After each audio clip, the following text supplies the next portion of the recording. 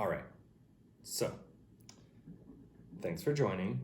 Today I'm going to talk about all of my setups. They're all UFS. It's based around two of the same boot. They're all wizardy, rockered. I own no flat frames.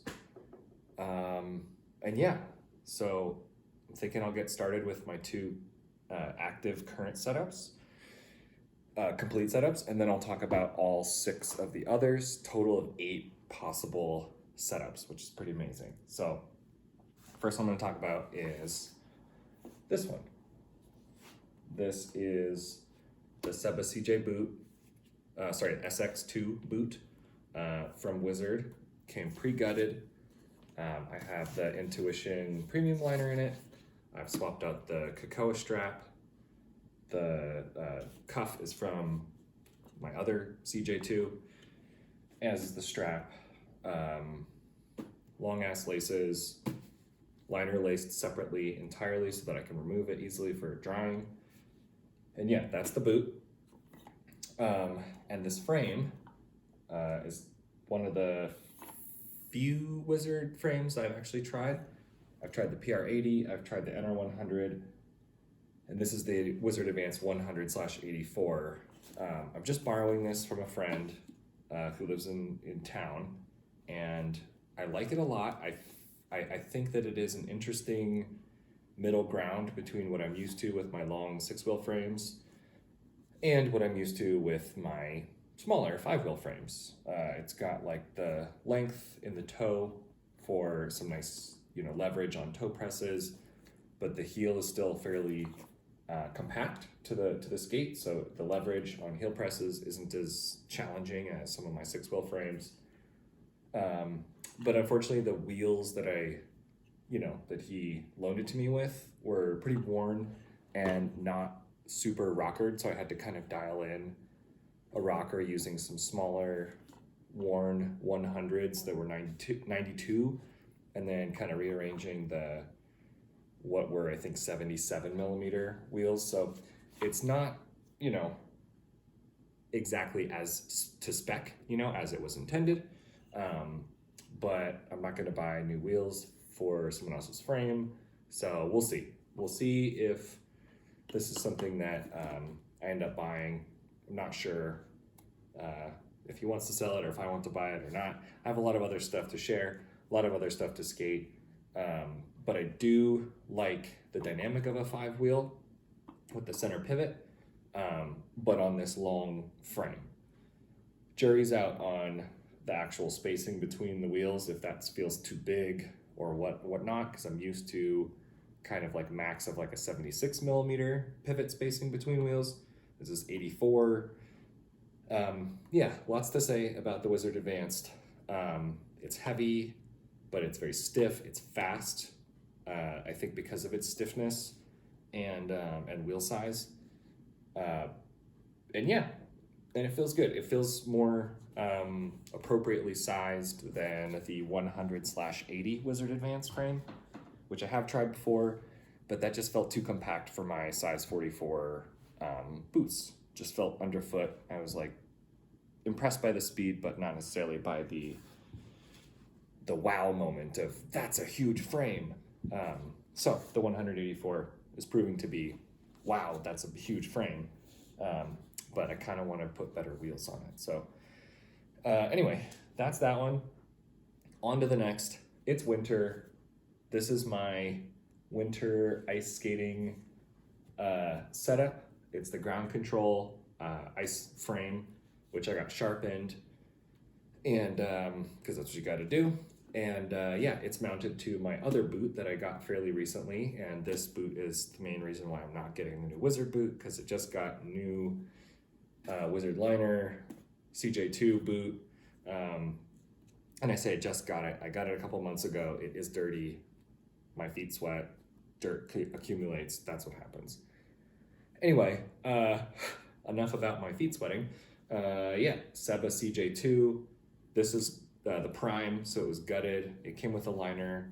Liner didn't really fit my feet. Very soft. Wasn't what I wanted. So I have Intuition, the Wizard liner. and I have the premium. So far I like the premium more, but I still need to break this in more.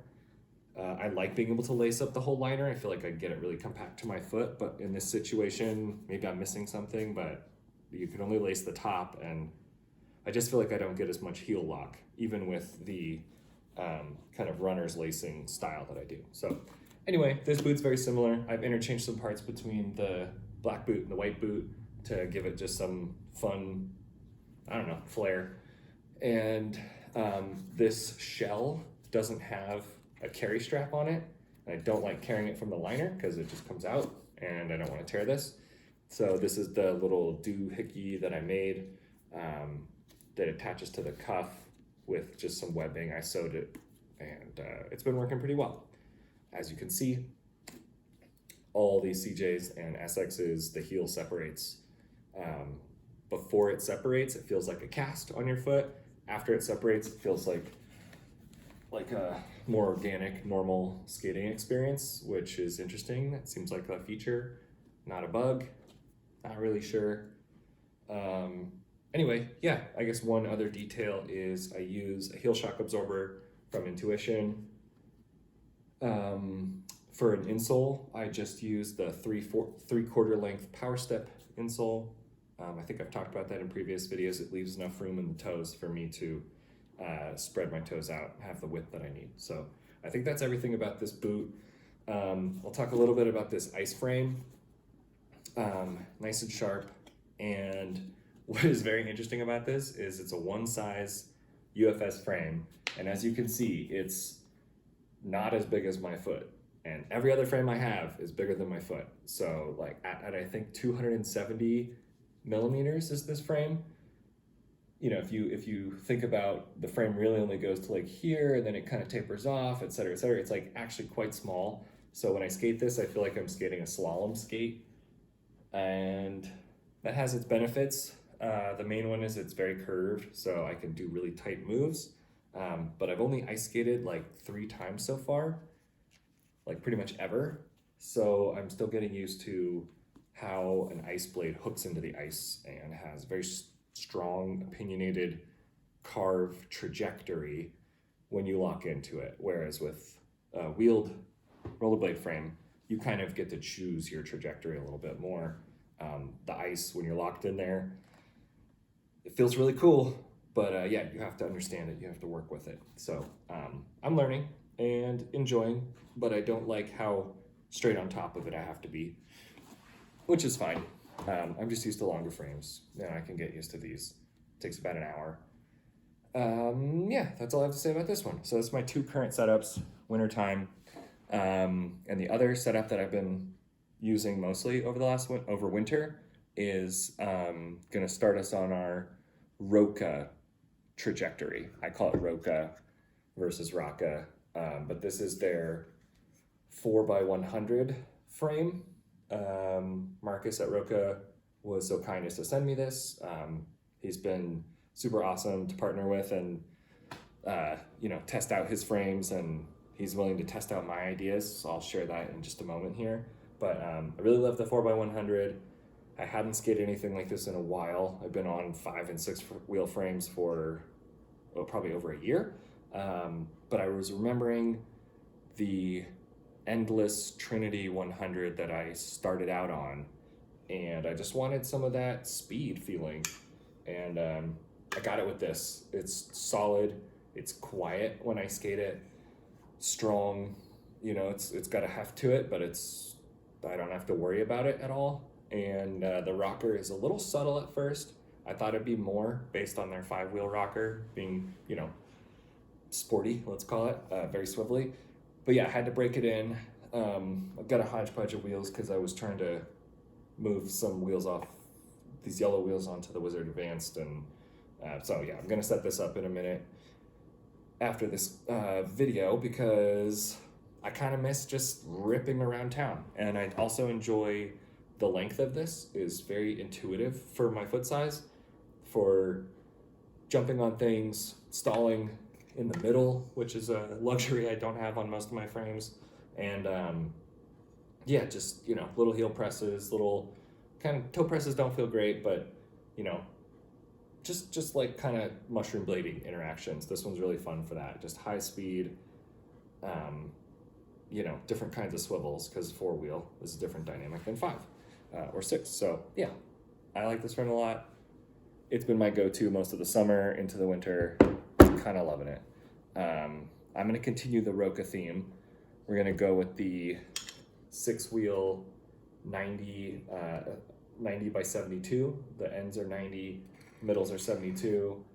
Super low riding frame. This is the first frame that they sent me for free, which is really cool. They only made like just over a dozen of these in total. And yeah, this thing blew my mind, for sure. It is drastically different feeling from a 5-wheel frame because you don't have a center pivot, and instead you have the front 3 and the back 3. And you have a little rocker here and a little rocker there. And you have pivot points all the way along, so you can convince yourself that you're skating like a PR style frame, but in actuality it really enjoys it rewards and encourages weight distribution being either on the the back or the front, like kind of picking one and using that rocker as opposed to relying on the center rocker all the time. So it's different dynamic. It's obviously super long. The boot sits below the top of the wheel very visibly, and that does a couple of interesting things. It moves the axle of the front wheel closer to the foot. It brings the wheel kind of wrapping up and around the foot as well, and really creates amazing leverage on toe presses. When you have a lever arm that's this far out from your foot, it's much more like skiing. I'm gonna try skiing for the first time this weekend, so actually I'll report back on if it does feel like skiing or not. But it's what I think skiing feels like.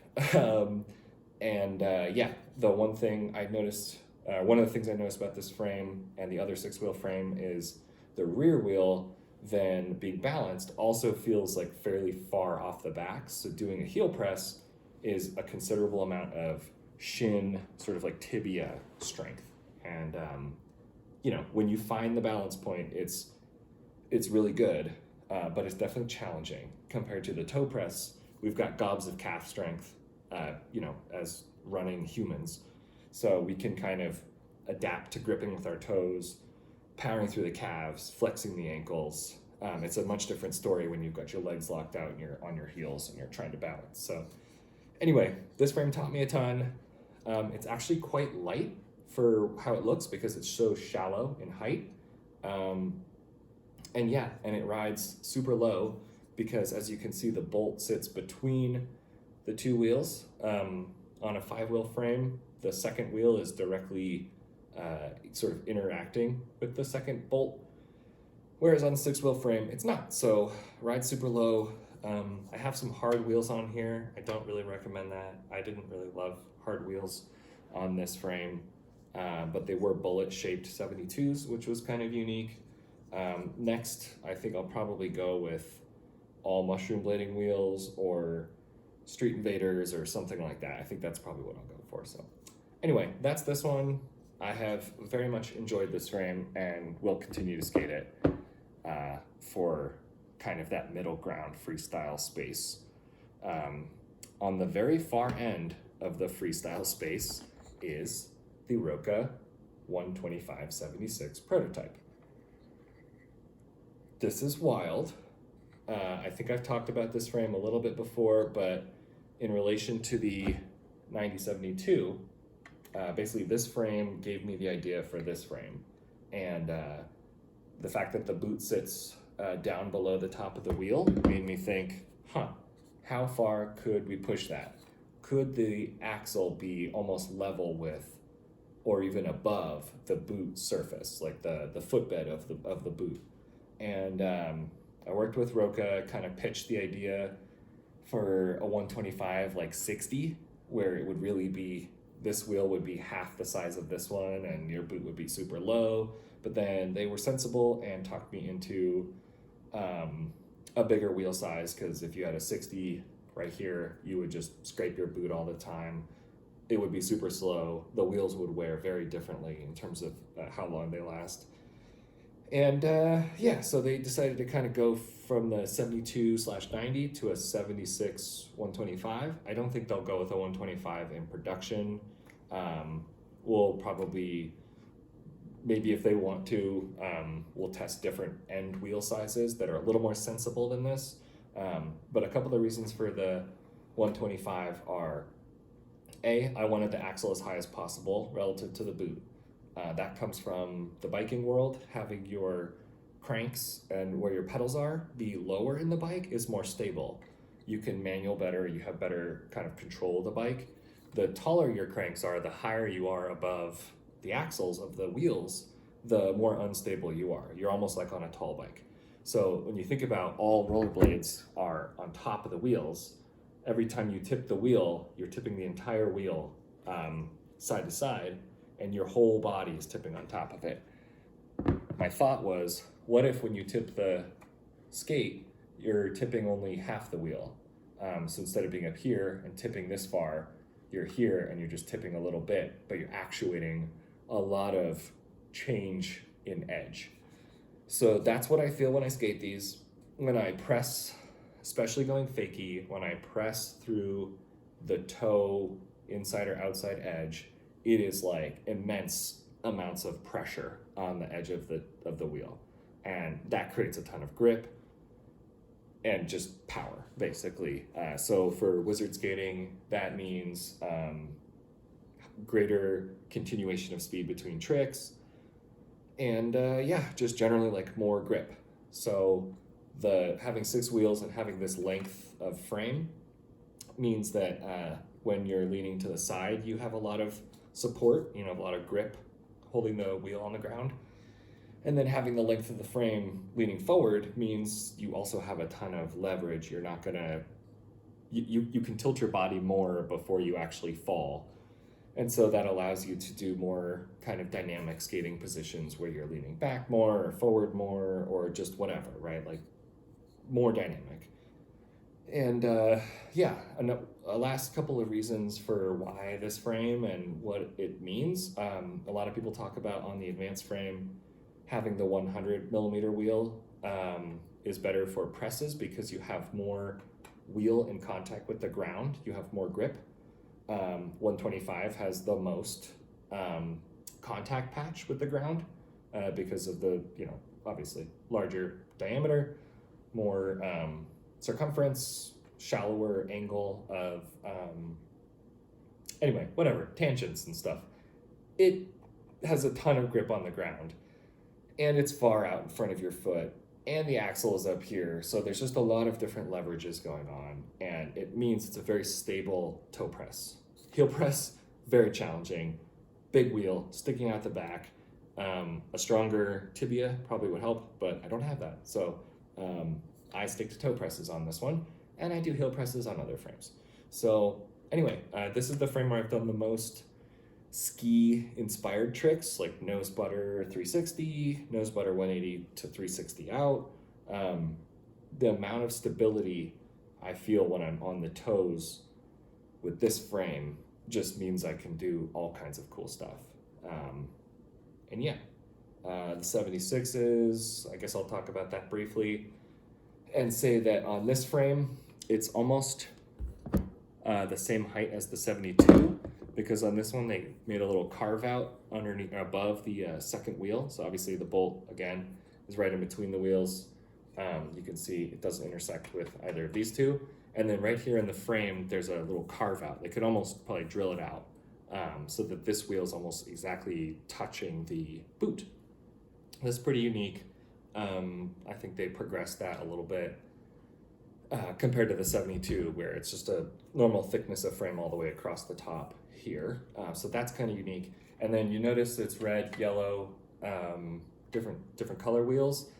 That's actually because with this immense length of frame, I found that the rocker that they spec'd, which was maybe 0.5 millimeter, somewhere in there between the wheels, just wasn't enough. I then acquired worn out 125s from my ultra distance skating friends so that I could decrease the end wheels. And then I used old 76s in the 2 and 5 positions, and these were fresh 76s in the middle. So it went something like 119 or 120, 74 probably, 76, 76, 74, 120. And then I had a very strong banana. Not too crazy. I did try 110s on the end and 72s and 76s, and that was like, I felt like I wasn't even touching the ground with more than one wheel at a time at any point, maybe two wheels at a time. Pretty crazy. It was like a slalom rocker with the length of this. So it was a very interesting concept. I might revisit it, but this was a little more sensible for actually skating to and from spots and feeling like I actually had traction and wasn't just swiveling around. Probably safer to have a little bit less rocker than a slalom skate when you have this much shit strapped to your feet. But yeah, anyway, I think that's the end of this one.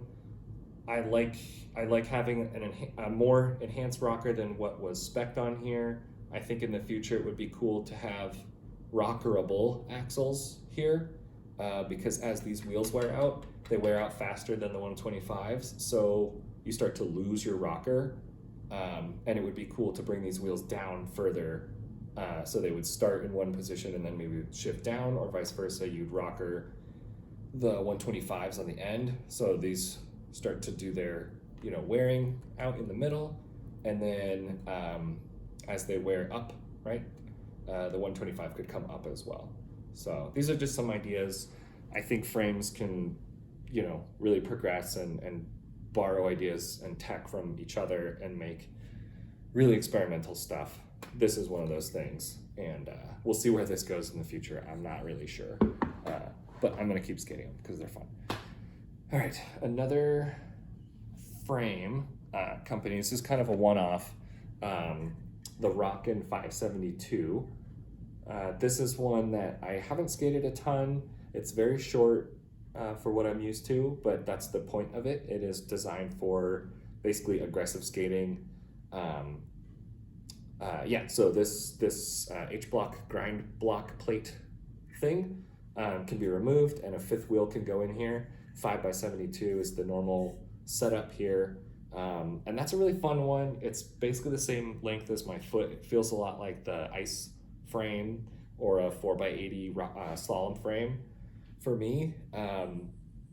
It was a little too short. I couldn't really do anything on the heels or the toes without feeling kind of sketchy. I'm 6 feet tall, size 44. It just was challenging to skate it in the 5-wheel setup. It was fun. It was very fun with cones and doing slalom stuff, but ultimately I think when I do get back on this and want to switch out from my wish frames, I forgot about that setup. I have wish frames too. We're talking about big wheels. Let's just say we're talking about big wheels. I will probably skate this in the skate park, maybe some street, but I don't really love grinding anyway, so it's just not the kind of frame that I would use very often. But I do think that for skating around town, hitting small rails along the way, or hitting a skate park here and there, I probably would keep it in a 4-wheel setup. I found when I switched from 5 to 4 and back again, the dynamic changed substantially, right? You have these tight 72 millimeter pivots or 73 millimeter spacing, and then all of a sudden you introduce a huge gap between these two, and you get 140 mil space here, and you get kind of a anti-rocker with some micro rockers on the end, which is very similar to how the Wish feels. And I think you get used to it. I just need to give it another shot. It's been a while since I skated these because I just love 5-wheel frames and the length and the dynamic of it. And the last two I'm going to talk about after this one are from Endless. I need to drink water.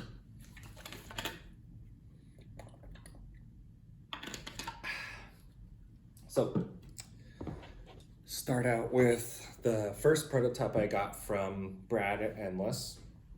I had purchased, like I said, his Endless Trinity 100 frame from a Power Slide Next boots, and then I kind of got into the 5-wheel stuff. I got some Roka frames. Roka sent me some frames. Brad was like, "Oh, you got UFS boots now. Let me have you try out this endless frame, this new arc frame, previously unnamed at the time, right?" So I was like, "Sure, I'm a guy that tests frames. Yeah."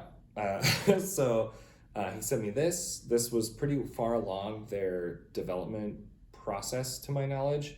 They had tried out some other wheel configurations, like a 9072 and I think a 9076, but this was the pretty close to what they were gonna end up with, basically. There's a couple tweaks they made to some of the, after I tested this, they changed a few things before they went to the production model, reinforcing a few things in the kind of the bridging and the wall thickness and different tweaks like that. So I got this one. This is the standard length endless arc, and it has like some aluminum rocker axles that are a little different from what went to production, but ultimately it's 76 millimeters in the middle, it's 84 millimeters on the outside, and lightweight, very intuitive. The rocker felt awesome immediately. It's definitely stiff and fast, which is cool. And it's a very like normal frame from my standpoint, where I have all these crazy experimental things like, 6 by this and 6 by that, or advance this, or 5 by 72, like all these weird things. This just feels like a frame that you just could do anything in, and I did. Spent the whole summer skating this blue frame, doing 15 to 20 miles probably in a night sometimes, swiveling, hitting skate parks, jumping off of stuff. It didn't feel so long that I had to be concerned about just skating urban and just, doing crossovers and skating around and sprinting and stuff like that, or jumping off of things. I didn't have to worry about clipping. It just felt underfoot to me, and it felt very swivelly in the up position. I was able to use like an additional rocker position and unlock some new tricks, like super swivelly. I don't know what else to say. It's very versatile, well-rounded, but I remember feeling like, like it doesn't have that like really progressive artistic skating feeling for me, because I have to kind of stand on top of it. It's not that long in comparison to some of my other frames. It's essentially 5 by 76 plus a little extra on the ends. So I kind of requested, like, what if there was a longer version of this? And I think he was already cooking something up, but ultimately, this is the ARC, excuse me, the ARC ES for enhanced stability. And what this one does is it has additional spacing between these two wheels here. These are still, the wheels on the ends are still basically touching each other when you get it and put brand new wheels in. But there's an extra, I think, 4 millimeters between these two and 4 millimeters between these two. So what that does is it stretches the frame without really changing some of the key dynamics of like how the rocker feels here and here. What it definitely does change how the rocker feels here. The standard length one feels very swivelly underfoot. You get like a very intuitive kind of slalom-y rocker. It's not like pronounced like a slalom rocker, but it's tight. You can make tight turns. This one feels a lot more like your 5 by 80 kind of consistent pivot spacing. Ultimately, when you 84 plus 76 divided by 2 is about 80 to 81 millimeters of spacing here. And then that actually becomes equivalent across all of the axles. All of the pivot points are equivalent on this frame. And for me, that kind of slows the frame down a little bit in terms of the swiveling, and it does so in a good way. I find it to be a little more consistent. I can skate it over longer distances without getting as fatigued, because this one I have to kind of control a little bit more, I think is the way I would describe it. And I have more front back leverage. I don't have to stay as directly on top of it, which takes energy. I can kind of be a little more lazy and just skate this and know that it's going to support me. So that's a nice feeling. What else? Yeah, this one is very similar to the blue one. Pretty much what went to production. And yeah, like I would say I appreciate both of the sizes, but for somebody in my height with my foot size, I prefer the ES. Just feels super stable, super versatile. You know, I can skate long distances, 20 plus miles in them, and not really, I don't know, not really have too much of a effort to it. I can swivel all day. It's probably the most intuitive rocker, from just like 5 wheels and just a pretty dialed in mellow rocker to it. Compared to the Wizard one, I need to reserve judgment on that one, but the Wizard and the Roka 5x80 both had a really swivelly feeling, and this one has less of that. It's a little more gentle of a rocker. And yeah, I mean, it's definitely, I'd say, the frame I've skated the most. And yeah, for good reason. It's versatile, it's fast, it's light. I can jump on things, I can stay on the flat ground, kind of whatever. So yeah, that's everything I've got. I bought the ice frames, but everything else you saw was given to me by those companies. I was not paid by them or anything, which is nice. I just get to post lots of videos, talk about things fairly objectively, I would say, hopefully objectively, and subjective because it's me, but it's objective because it's not paid. So anyway, thanks for watching. That was a really long video, and I appreciate you tuning in. Yeah, till next time, dream big.